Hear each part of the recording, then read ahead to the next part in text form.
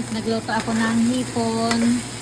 Nilagyan ko ng sibuyas, kunting Sprite, paminta.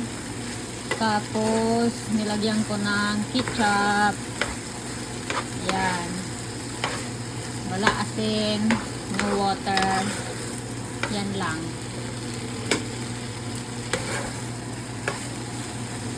Sarap.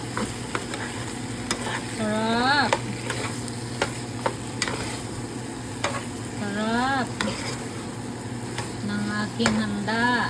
Kunti lang kasi ako lang kakain. Mamaya ko nalulutuin yung lumpia saka yung pork.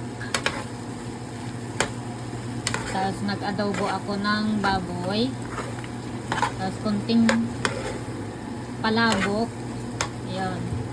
Bigay ng friend ko yon, pero hindi na kasi ako maglulutong pansit kasi wala namang kakain. So, ayun na lang kakainin natin mamaya.